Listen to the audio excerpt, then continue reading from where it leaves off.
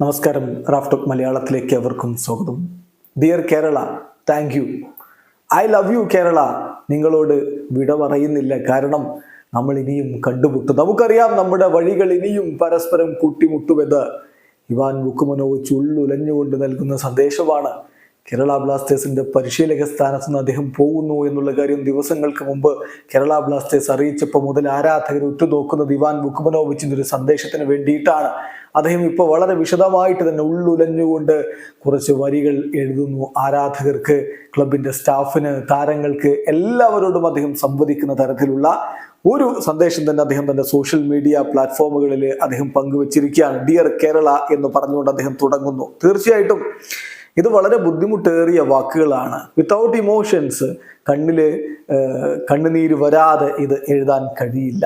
തീർച്ചയായിട്ടും ഇത് വളരെ ഹാർഡായിട്ടുള്ളൊരു ഡിസിഷൻ ആയിരുന്നു.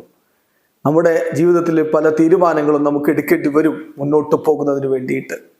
എനിക്കുറപ്പുണ്ട് ക്ലബിനും അതുപോലെ തന്നെ എനിക്കും ഈ ഒരു ഡിസിഷൻ വളരെ ഹാർഡായിട്ടുള്ള ഒന്നായിരുന്നു. ഇവിടെ എത്തിയ ആദ്യ മൊമെന്റിൽ തന്നെ എനിക്ക് ആ ഒരു ഇമോഷൻ ഫീൽ ചെയ്തതാണ്. റെസ്പെക്ട്, സപ്പോർട്ട്, ഗ്രാറ്റിറ്റ്യൂഡ്, അതുപോലെ ലവ് എല്ലാം എനിക്ക് ഫീൽ ചെയ്തിട്ടുണ്ട്. Immediately I felt connection with the city, region and people of Kerala. എൻ്റെ മനസ്സിനൊരു സമാധാനം, എൻ്റെ ഹൃദയത്തിന് സന്തോഷം എല്ലാം ലഭിച്ചു. ഞാൻ എൻ്റെ വീട്ടിലാണെന്ന് എനിക്ക് തോന്നി. എന്നെ സ്വീകരിക്കപ്പെട്ടു.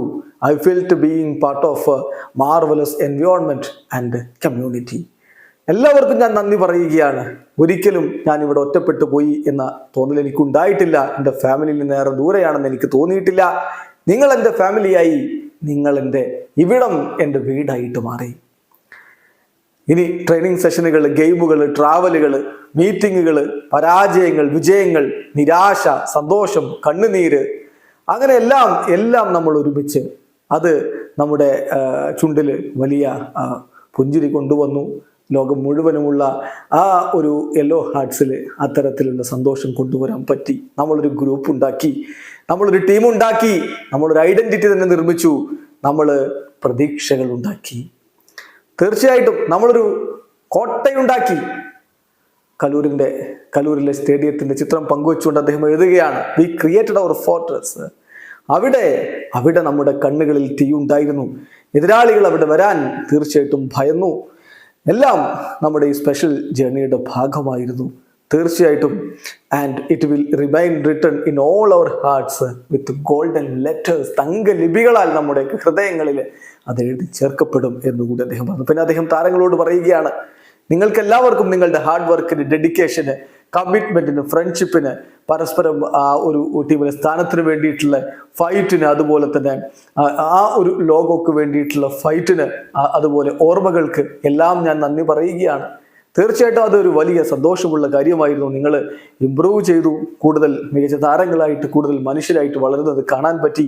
Thank you for all your messages എന്ന് അദ്ദേഹം തൻ്റെ താരങ്ങളോട് പറഞ്ഞു. ഇനി സ്റ്റാഫ് മെമ്പേഴ്സിനോട്, നിങ്ങളില്ലായിരുന്നെങ്കിൽ ഇതൊക്കെ ഇമ്പോസിബിൾ ആവുമായിരുന്നു. ആ ട്രെയിനിങ് സെഷൻസ് എക്സിക്യൂട്ട് ചെയ്യുക, ഗെയിമുകൾ, ട്രിപ്പുകൾ, എല്ലാ കാര്യങ്ങളും നിങ്ങളില്ലായിരുന്നെങ്കിൽ ഇമ്പോസിബിൾ ആവുമായിരുന്നു. Thank you big